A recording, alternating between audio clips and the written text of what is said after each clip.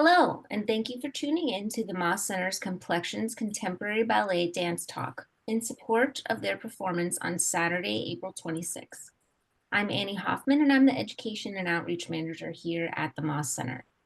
This opportunity is brought to you with support of the Miami-Dade County Department of Cultural Affairs, the Board of County Commissioners, and the Office of the Mayor.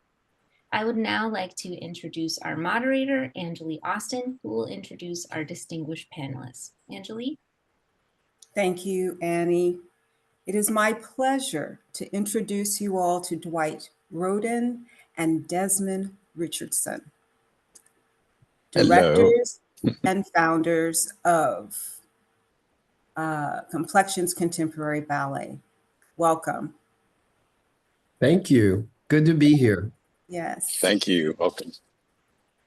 As we are beginning to prepare for the upcoming performance of Complexions at the Moss Center, what I'd like to do is just ask you a few questions. And one of the first that comes up is, so many of us now know about Complexions Contemporary Ballet, but not many of us know about your own careers. And I'd like to hear you all talk to that.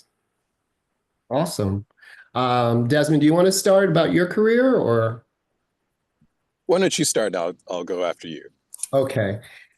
So I thank you so much. It's so nice to be here. And thank you for doing this podcast. I'm from Dayton, Ohio. Originally, I started my career very, very late. I was 18. I was a senior in high school, and I had had no formal dance training whatsoever, but I was always dancing. I was always moving, and even sort of making up my own routines, if you want, during that time as a young guy. And I used to enter dance contests, at school, really. And one of the professional dancers, her name is Sherry Sparkle Williams, who was a part of DCDC, Dayton Contemporary Dance Company. She came up to me one of the times I knew her, and she said, you're really talented, like just the way you put things together, and you should really think about possibly dancing and training. And, so I had no real sense of what that meant. She invited me over to the school and to the company to watch, and I was just blown away, and I felt like that was an aha moment for me. I kind of sort of found my passion, if you want. I found my direction, because I was a little all over the place as a young guy. Wasn't sure what I wanted to do. And so once I saw the rigor and the training and the discipline, and then the beauty as well, the beauty of the dancing in front of me, I just was blown away. And I never, after that, I was working at a grocery store as a bag boy and a cashier. I quit my job. I told my parents that I want to be a dancer and they looked at me like, what?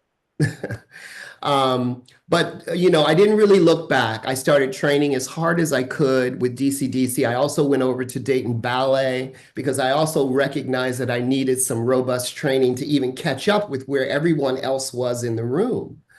And they put me into their second company immediately. Not that I was ready to be in anybody's second company, but they put me in there anyway because they needed men. And then I quickly worked my way up. The next year, I was actually in the company. Again, not really ready, but I was a man. There was talent there, and that was very obvious, I think.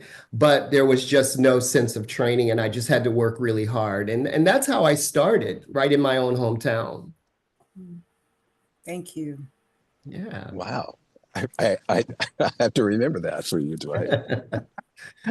Well, for me, my trajectory in dance came through my being in gymnastics in my junior high school, and my coach, once we were getting to compulsory things on the middle of the floor, she was saying that, perhaps this is a time for you to get ready to, to do some dance training.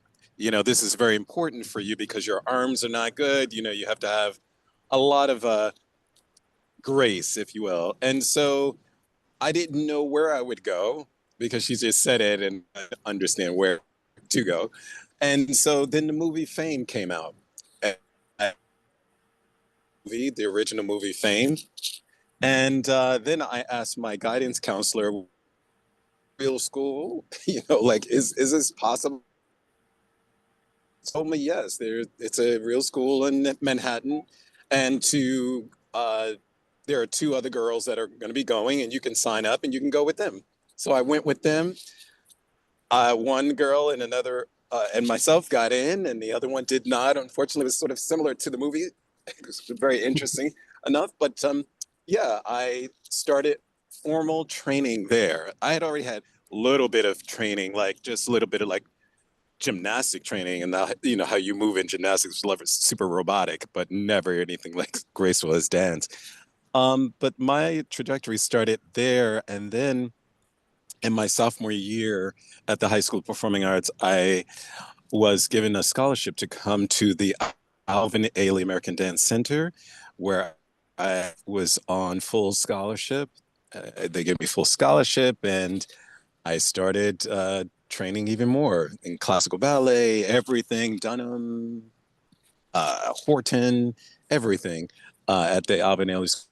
And interesting enough, in my audition for the school, I actually met Alvin Ailey then, and he saw me that year, and I think it was 15, and he said, "We have plans for you," and I was like, "Okay."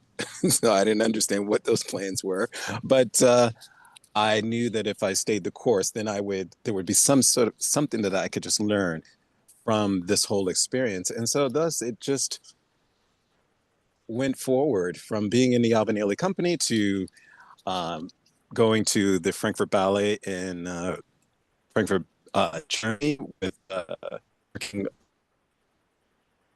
Liam Forsyth, and thus being in Europe, I trained with and worked with various companies from the Royal Swedish Opera Ballet and other companies as well, and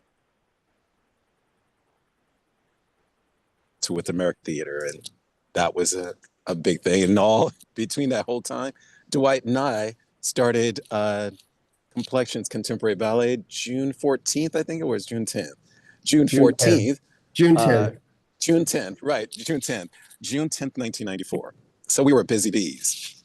And Yes. we've done, and thus I've done many things in the world, and on Broadway and all of those things, and TV and film, and continue to do those things.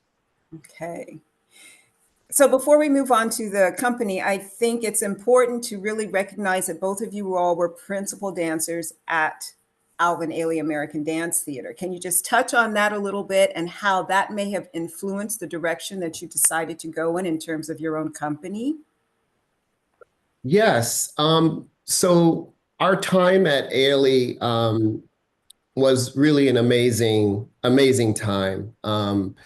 We came in, I was one of the last dancers, well, one of the last groups of dancers that was hired by Alvin himself. He was in the audition and all of that. So once I left my Dayton contemporary roots, I went on to Le Ballet Jazz, went to Europe for a while, was just sort of trying to find my way overseas, and then came back and got into the company.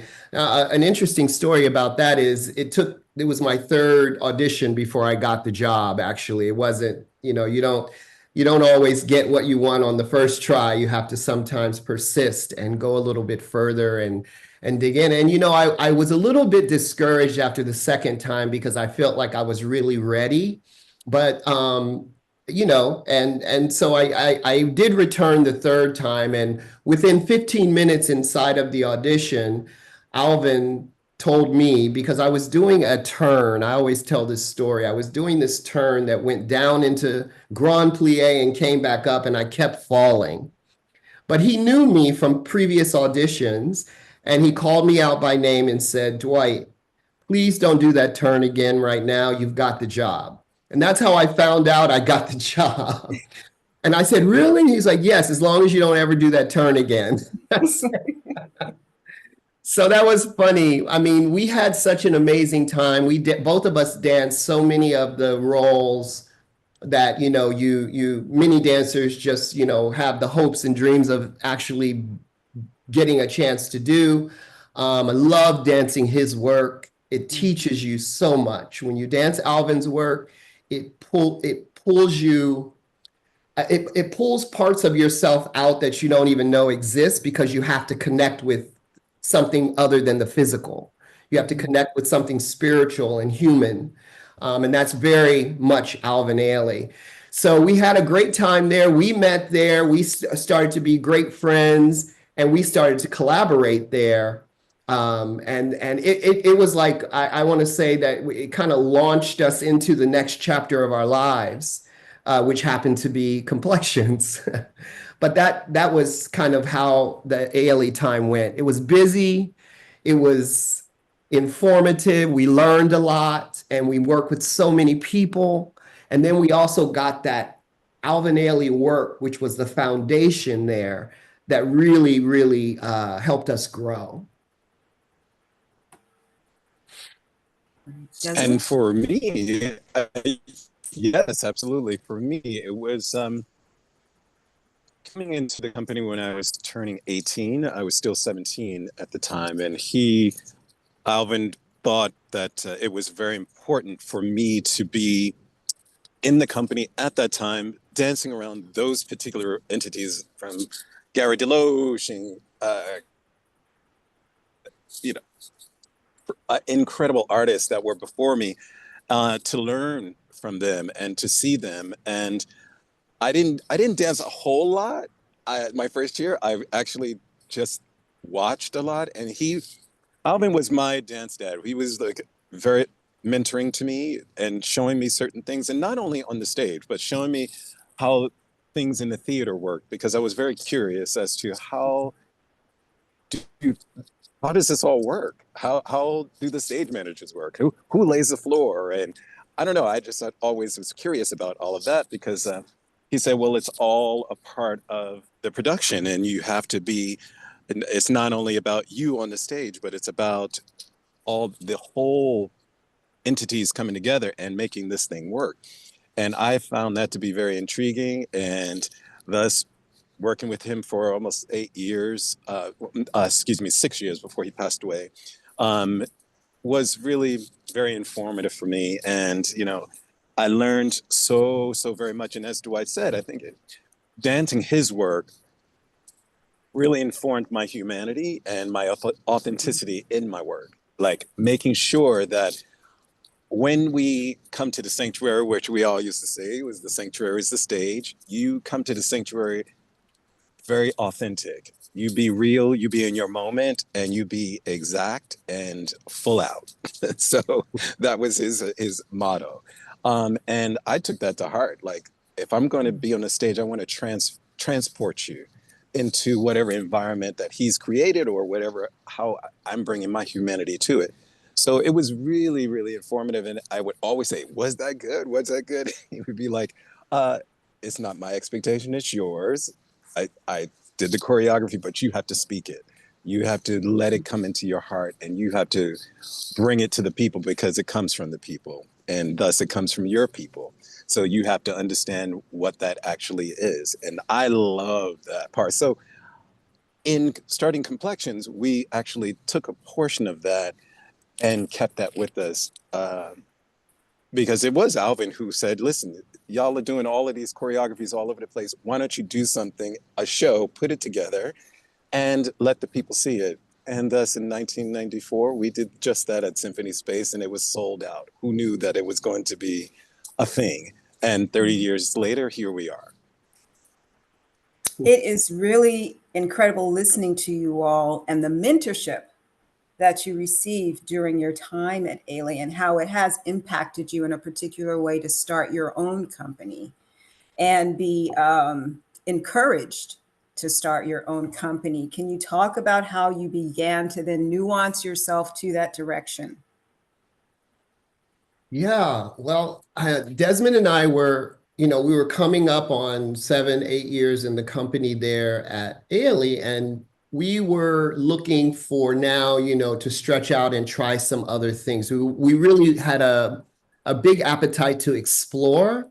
And so Desmond and I decided, I had had my first big success in New York, and this is thanks to Miss Jamison, Judith Jamison, the late great Judith Jamison. She was one who gave me the opportunity to do my first ballet there at Alvin Ailey, and thankfully it was very well received. And from there, I had this choreography. I had been bitten by the choreography bug. And I wanted to just create. And I was so lucky because Desmond and I were roommates. And I was able to start to build the work on Desmond over the time, like build phrases of movement. And he was like I was just the luckiest man to have an instrument and a man like Desmond before me and that I could experiment on. Now, I'm a young choreographer, so I'm not necessarily knowing everything. I don't think you ever know everything, but I didn't know much. I just knew what was inside of me and I needed to get it out. And Desmond was there, and he's such a poet anyway, so he could take anything and make it look good. But he was with me as I, started to we made phrases at our apartment. I can't even tell you, we have so many videotapes of us just making movement and work. So anyway, long story short, we were leaving the Ailey Company. Desmond was going over to Frankfurt to work with Bill Forsyth. And I wasn't sure exactly what I was going to do next, but I knew I wanted to choreograph. I thought that, my time on stage was probably coming to an end, not because it needed to, but just because my focus had gone somewhere else. And the passion was for choreography now. And so we decided to do this show, not really knowing much, with all of our friends. We basically invited people from major companies around the city. These were people that we were fans of, and some people we didn't even know. So I made a cold call to certain people, like Jody Gates, for instance, calling her. She was in Joffrey at the time. But Desmond and I had been watching her on a VHS tape of one of the specials from PBS. And so I said, I want this girl, whoever this girl is, let's get her involved. And anyway, we ended up inviting all of our friends and people that we loved and respected to make a show where it was going to be a one-time performance. That's it. It wasn't us starting a company. It was a project. And we called the project Complexions, because we wanted diversity, and it wasn't necessarily about race, but we wanted people from all different, worlds, really, from different backgrounds, and different types of people all in one room, and we made a show.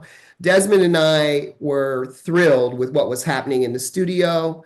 It could have gone any way, These people were from different worlds. There were really classical dancers, more modern artists, more street dancers. And what we ended up doing was having the most amazing rehearsal process to make this happen. Everyone was inspired. They became friends. And it was just, and then we got to the stage at Symphony Space in the tech rehearsal, and we looked up at the stage and we were like, wow. This is something very special. We don't even know, it just happened in the most beautiful way. And so we decided that we have to do something with this. This is speaking in a way, even in 1994, in a way that I'm hoping that it continues to speak to this day. It was about unity and love. And it was about, the joy of life, or what is that word, like seize the day. It was just something special, and we knew that. And that's when we decided, okay, we're going to have a company. Mm-hmm. Along with that, Dwight, I think, it was not called Complexions yet.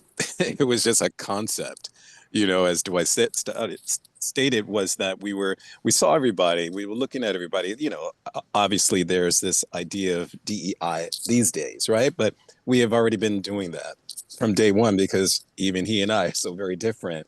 But more so, it was about the diversity of music, genres of dance, because I didn't just start in classical ballet. I started in hip hop, popping, locking, all of those things.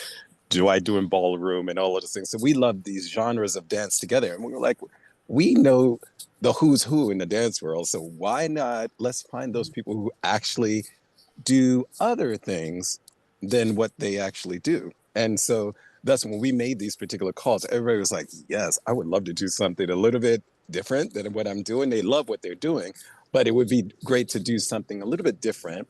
And everybody just clicked in. We had about 24 people. Let's just No, state that. 30, no, 33, Desmond. 33. Yeah, we started out with 24. Yeah, that's right. Final number was 33. And we got everybody together. Nobody was paid. Everybody was given a rose, so, a snack or two.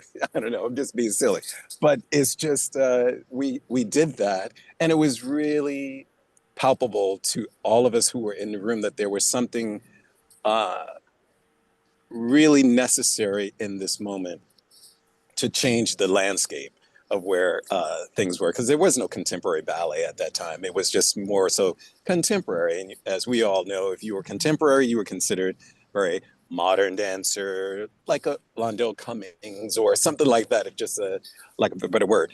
But to mesh the ballet and the neoclassicism and with modern really pushed it. And so that's we were in rehearsal one day and one of our dancers said, the father of one of our dancers said, this is really something quite interesting. The complexity of the people is really quite interesting, the complexity of the dance. And Dwight and I looked at each other and we were like, oh my God, Complexions. And that is actually how Complexions, the name came to be, because we had a concept in dance and thus it was called Complexions, a concept in dance. And then it morphed into Complexions Contemporary Ballet. So, but here we are. Wonderful, wonderful, wonderful. One of the things that's resonating with me right now, Desmond, and what you said in terms of you didn't pay the dancers, you gave them a rose. So often people think that they have to have all of these resources to start something. And sometimes it's the planting of the seed and then finding the group that's willing to engage with you is not the right term, but to be able to invest in the project sometimes makes the difference and moves us forward. So it was great to hear that portion of it. What comes to mind to me with that is once you began to start the company and you're moving forward in it, what surprises, challenges, or the unexpected may have surfaced? Oh boy, do well. we, how long do we have? No, just kidding. Well, I think, Dwight, we had to learn, from the folks who were in front of us, like our mentors, like Michael Kaiser, whom we were working with at the time, and who is a formidable person who helps organizations, make it, if you will. And we had to learn the business aspect of it. Like we had to create a 501c3. We have to get a business plan, and we have to have all of these things in play to actually move forward with this entity. And how do we do that? Because we're just on the stage at that time. We didn't have that sort of business acumen, though we were open to it. We got a lot of information, which we had to study it. And like at that time, we were really into getting a lot of information from those who had already come before. And a lot of people were just sharing, and sharing. Don't do this, do that. You want to look at this, and you want maybe don't do that. But everybody has their trial and errors, and we certainly had ours. But I would say, at this point, we have went through the ebb and flows of how businesses work and things like that. But it's a learning curve every day, even 30 years in, as we very well know. It's a bit of a learning curve. Yeah, I would just only add to that is that, this is probably the most difficult thing that I have ever done with Desmond, or period. I mean, just to start a company, and you don't know what they say ignorance is bliss. You just do it. We didn't know what we were stepping into, the surprises along the way. I'll say one of the really amazing positive surprises is the impact that we're able to make on our young people. Desmond and I have been education first from day one. We love the performance. We want to work with the professionals. We want to create new work and create, this body of work, which we have over these 30 years, that is impactful to the world, not just to our audiences, but has a reverberating effect on hopefully humanity in some way. And that sounds like a large order, but it is really important. So that is a plus, that we have this platform to be able to speak. But I will say that the challenges with running a dance company, starting from scratch in New York City, is sobering in many, many ways. We've worked really, really hard. And as Desmond said, the challenges continue. We learn something new every day. There's always another sort of mountain to climb a bit. But Desmond and I, obviously we are committed and dedicated to the mission of Complexions, and we will stop at nothing to make sure that the world receives what it is we have to give. And one of the things that I think is so important right now is that ballet companies and, well, companies in general have a personality, an overarching look and feel. And as a creative these days, as I've said to Desmond many times, I feel the responsibility now that my work is not just to make work, that I'm after an impact. I want to touch our audiences. We need to reach them, and I need them to feel what we are giving to them, as well as receiving the beautiful visual that's before you. But speaking even in terms of the mentorship from Alvin Ailey himself and Judith Jamison, but the work that they did, you can't go to an Alvin Ailey show without being touched, or, you'll miss the point, the humanity. So in that way, if people say, well, what did you bring from Ailey in your experiences? Working with Alvin, it's the spiritual human connection that we got.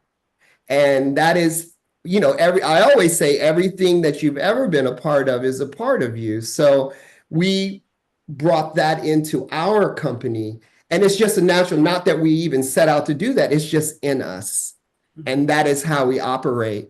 And so, there's a lot of challenges every day, especially now with this generation of dancers. Also, it's a different world. They have more to contend with. And if they have more to contend with, we have more to contend with as their directors.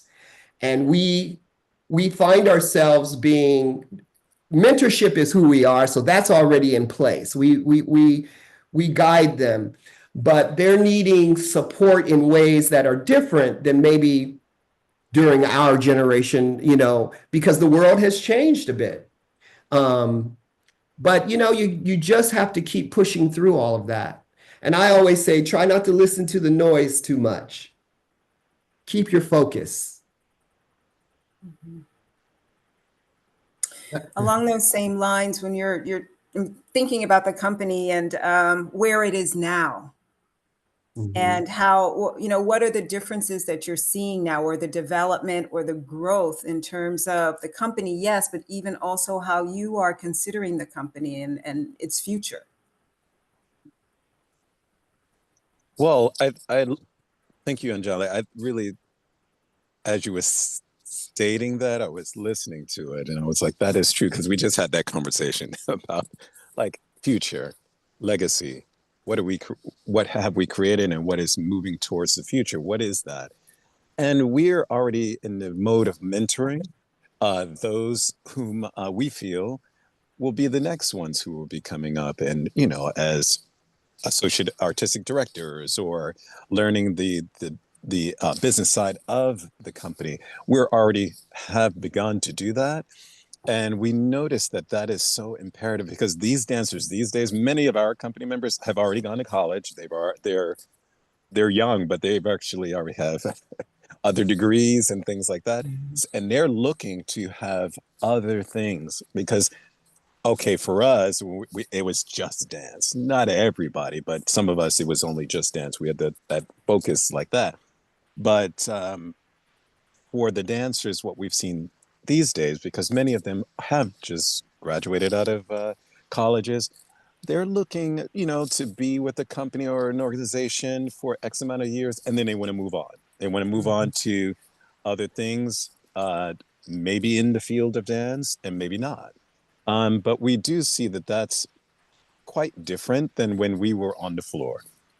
But I will say that it doesn't change the focus. I think that since we are staying steadfast with our particular focus, and as Dwight said, we continue our mission forward, they're in line with our mission. So if you're going to be with Complexions Contemporary Ballet, we're about that, like forward thinking and being on the floor and being 110% in, regardless of whatever else is going on. And then let's nurture everything else who you are around that so that you can not only be an incredible performer, but an incredible human, because that's what the audience is going to feel. And they're going to need that from you, even when they speak to you outside at the stage door or something like that. They want to receive you. So we really try to invest in our dancers that way. Wonderful, wonderful. I actually had the chance to see Complexions when they performed here in Tallahassee last year. And what an amazing group of dancers that you have. We even had one, let me just get his name here, Miguel Solano. Mhm. He also taught master classes for our students at Florida State University. And so it was a great experience for our students. And one of the things that comes to mind to me alongside of that is when you're auditioning for dancers, what are you seeing? What are you looking for the company today? What is it that, because technique is one thing, but maybe there's something else that you're looking at as well. So how do you decide on the dancers that you want to work with? Wow. Well, Go ahead, Dwight. yeah, I will say this, that it's multi-prong. We come from many different angles. One of the things that Desmond and I now, the brand of that is Complexions, we are in service to that brand, to that mission. That's how we look at it. It's never been about me. It's never been about Desmond. It's been about the mission. It's been about what we're trying to create here in the world. So with that, I always compare it to a stew. And I know that's kind of silly, but in a way it's a stew, like all the different flavors, ingredients, all of those different things. So when we're looking for dancers, sometimes we're just looking at how to enhance this, amalgamation of artists. We're trying to look at how this all looks. So sometimes we're looking for specific things, but in general, Desmond and I really want a dancer with a clean, clear instrument. When your instrument is clean and clear, it doesn't mean, I'm not just talking about ballet technique, I'm talking about any technique. Like when that is clear, your form, your body is speaking. So every shape you take, every, way that you cut through the space or not, all of those things contribute to who and what you are and how you're able to deliver someone's choreography. Doesn't matter the style, whether it's very, very contemporary, kind of classical, jazzy, or any of those other genres along the way. It's all about that. So we look for a clean, clear instrument. We also want dancers who have a yearn to say something, because I need other voices when we're creating, because there's a collaborative element to this as well. Not that I ask them to make up the steps. I do not. I just need them to participate so that whatever could happen could be the most, amazing thing in the moment when we're creating, or the right thing, or the thing that actually takes the piece to the next level. So the dancers have to contribute a part of themselves and bring a part of themselves. And then the other thing I would just say is that Desmond and I also want generous people. We also want nice people. We want people who are nice. We work very closely. It's a very intense. We tour all over the world. So the group of people that are in the room all together, traveling around the world, we want people who get along. So we do want nice people as well. Yeah. It's important. Yeah. It's so important. But to your point, Dwight, I think that something that you mentioned, which is very important, is sort of thinking back how we started, was that I could do a lot of different styles. And for me, I look to those particular dancers who invest in not only one aspect of themselves, but many aspects of themselves, because dance is, from how I was taught, dance is here, and then you have dance, dance, dance, all different types. I have tapped, all of this, all of it. I really love that. And the idea of not being afraid when asked to step out of your comfort zone, that you can say, you know what, absolutely, especially when you're being guided in the proper way, either myself or Dwight or whomever we're working with, whatever choreographer's coming in. We want them to be open, so that you don't say, oh no, I don't do that. Oh yes, you do, because you're a dancer, period. That's how we see it. Like, dance is here, and then do that. So in our audition process, we do take them through many, many, many, up and down, from funk to neoclassicism to tours to all of it. And usually it's a long situation. I think a lot of them are like, wow, I got a lot out of this whole day, because generally it's a day where we just don't just cut them and nothing happens. Obviously you have to cut, but those entities whom have this specialness, they reveal themselves. We don't have to do much. The moment that we do the particular choreography, show them the rep, they speak to it with their know-how and their technical prowess, okay, but then their humanity, because as we both have said, how you come to the floor and how you manage the room and the environment and what you create in that moment is so special. You can do that anywhere. It doesn't take much. It's just how you step to it. Once we put you in groups and you do what you do, all eyes should reverberate right back to you, and that's how it works. And so with the particular ilk of dancers that we have now, they're from all over the world now. It's crazy that we don't just have American dancers. We have folks that are from all over the world. And I think that's so beautiful to reach so many people like that. And as Dwight said, we've traveled all over the world. And so how we're received in, say, Tallahassee or New York or at the Joyce even, it's palpable around the world, and we've seen it. And we were like, wow, what is going on? What are people getting? And when we speak to them, they're just saying, we just love that. Everybody says something about the entertainment factor of it, right? I'm so glad you're using popular music and things like that. Great. Or classical music with classical music and everything in between. They love that aspect of that. But also to appreciating the tradition of the art form and the craft of dance. Like, I like purity. Dwight likes purity. If you're going to take a step, please take it. Like, really take it. Don't be halfway in, because when you're halfway in, people are looking at the program. They don't want to look at you. So that's how I see it, and that's how I've been taught. And we know that to be. When you're really 100% in, the audience has no choice but to lean forward and to be invested. Yes. And we have all of these wonderful artists right now with us that have that capability, and they're growing in it too, because they're young. So they're growing in it, and they're just listening, and they're learning, and they're asking questions. because we asked a million questions. So I'm all about those questions. Let's have it, and let's let it be very, um, there's no bad question to ask. Just ask it. And then if we can inform it, then we can inform it. And there's also just that the dancers now, they are not only ready and available to this. Everyone doesn't come in all packaged up, done deal, because honestly, I mean, the day I retired from the stage, I was still working on something.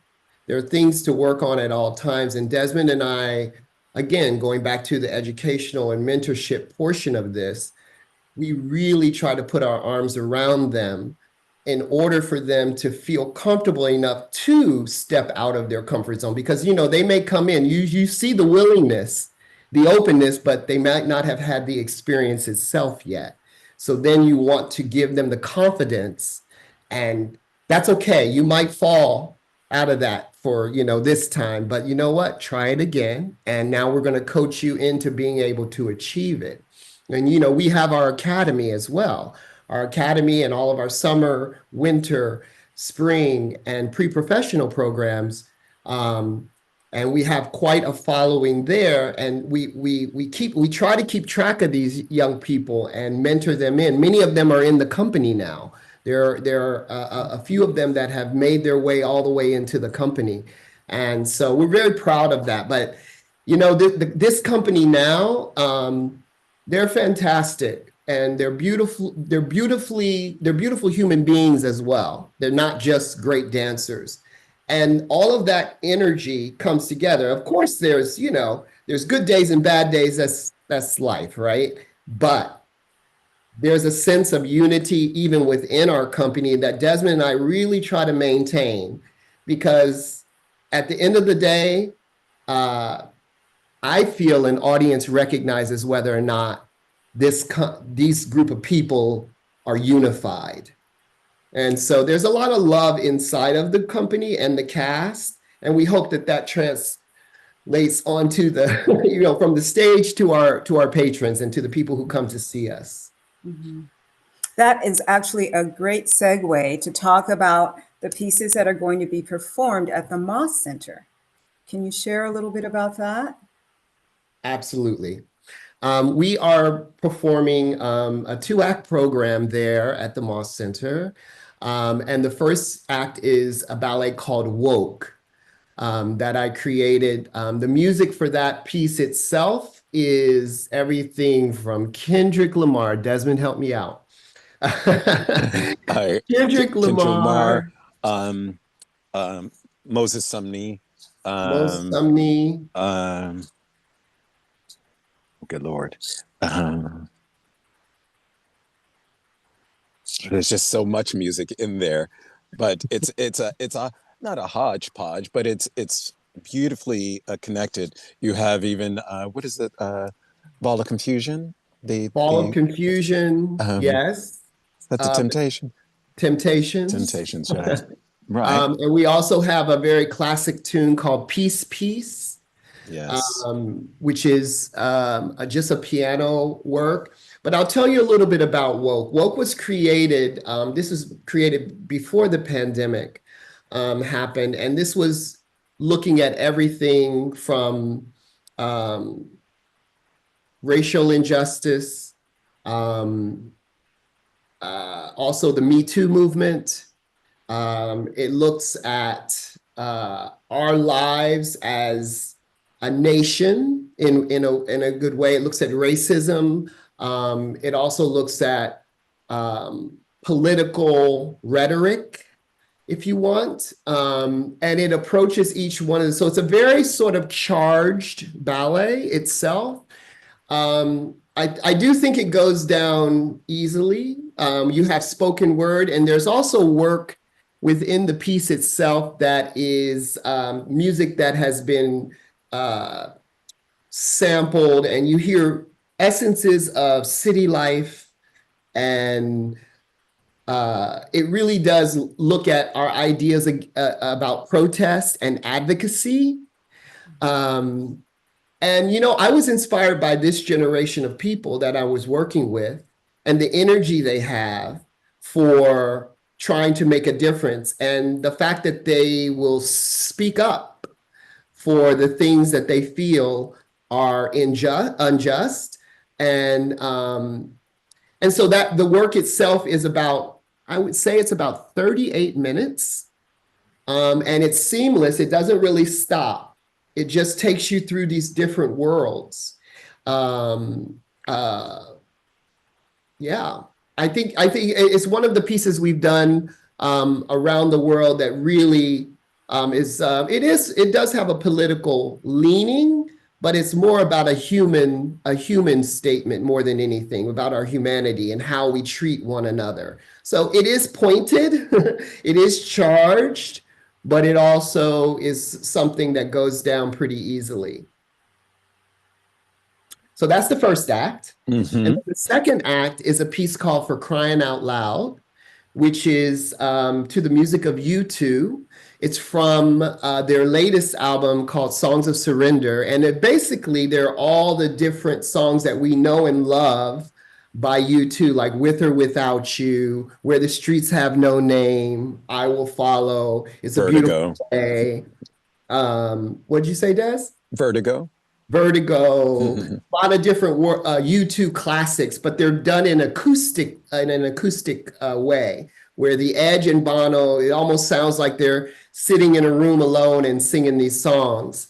And that's our closer, and it's called For Crying Out Loud. And I had done another U2 piece that was a big hit for us back in about 2008, 2009 called Rise. And when I heard this music, some of the same songs, but it's a completely different ballet than the one I did in 2008, because I just felt it was right now. And the songs are really heartfelt, and it kind of goes through a whole trajectory. And that's about a 30-minute work. Yeah, and it leaves you, when as we just did it at the Kennedy Center Opera, it leaves you joyous. And I think that if anything, that's what people want. People are coming to have some joy, be transported, think a little bit, provoke thought, but also to have joy and to see beauty on the stage. And that's the reason this program that we put this together for this purpose is really to operate on that and give that over to people, that this is what we do as dancers. This is how we are affecting our space, which is the theater, and we were wanting folks to come to it with an open mind and to enjoy themselves, because you may get something that you never even thought about. You may have had a pre-thought like, oh, I don't know if this is for me. Oh, it's going to be for you. So that's how I always feel. I'm like, wow, people just showed up like they showed up at the Kennedy Center just now. And they were like, oh, I did not realize that was going to happen to me. And it was such a beautiful experience. And so hearing from our audiences that thank you so much for coming through and sharing what it is that you all do. It just makes it all worthwhile. So we're so excited to bring it to the Moss. So excited. It sounds absolutely stimulating, and it's exactly what art is meant to do. Absolutely. Yeah, you're so right about that, because art is everywhere, and we are those ambassadors where of course I'm an artist, so I feel this way. I might be slightly biased, but I feel as though we're the ones who make the world move. Those politicians think they're doing it. I think all the beautiful visual work that you see, all the work that you might hear, the music, the way that artists affect the world, we're moving the world forward in many ways. We do affect change. And that's why I say, and I've said before, you cannot reduce the necessity of making impact, and not to do it, in some sort of cheap way, but to actually really put your heart into what you do, be honest about it, deliver it to the people, and allow the change to happen organically and naturally. But we have to keep doing it no matter what. poets, musicians, writers, all of us, choreographers, all of us, directors. It's our job. We should Yes. do it. Yes. So I have one more question for you. Mhm. What would you share with young dancers today in terms of their life and careers? Okay, that's a big one. Go ahead, Des. I'll let you start. Great.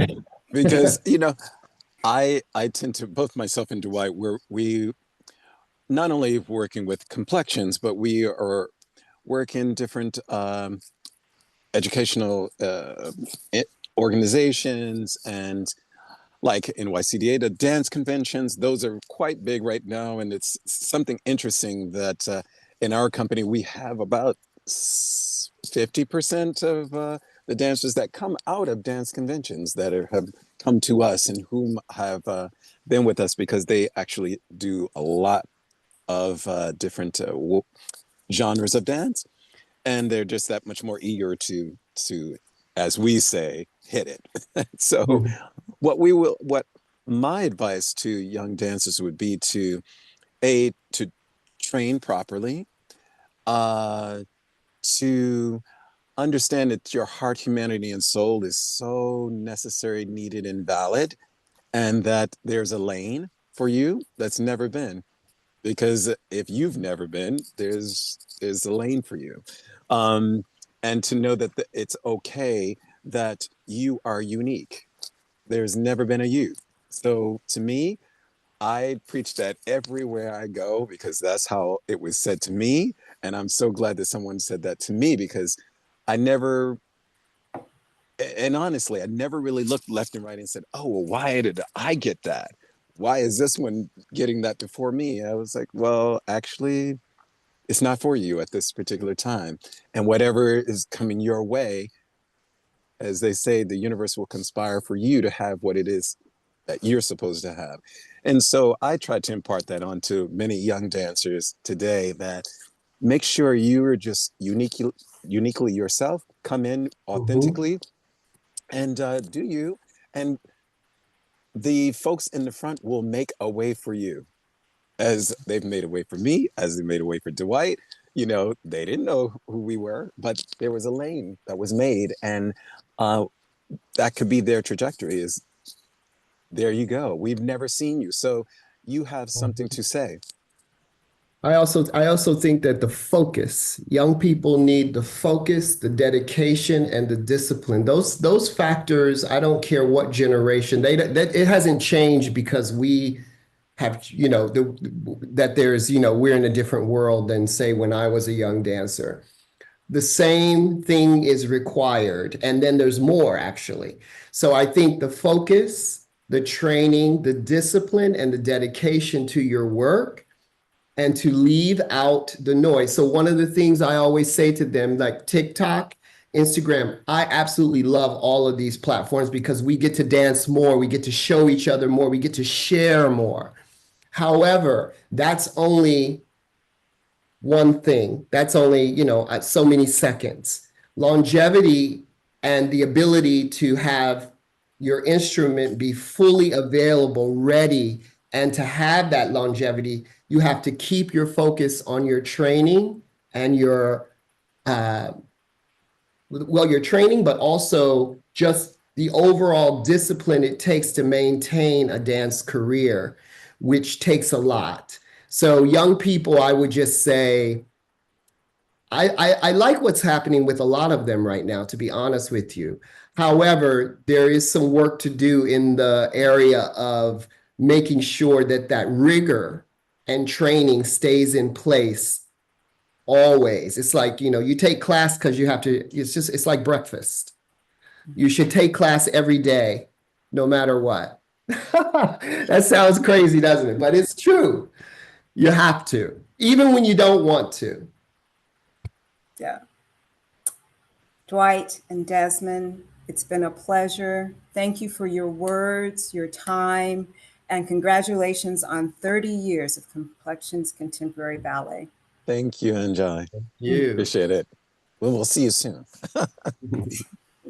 Thank you so very much to our moderator, Anjali Austin, and to our panelists, Dwight, Rhoden, and Desmond Richardson, for participating in this incredible dance talk. Tickets for the Complexions Contemporary Ballet performance at the Moss Center on Saturday, April 26th at 8 p.m. are available now, so please visit mosscenter.org to get your tickets. We look forward to seeing you there. Thank you. Thank you. Thank you, Anjali. Thank you, Annie.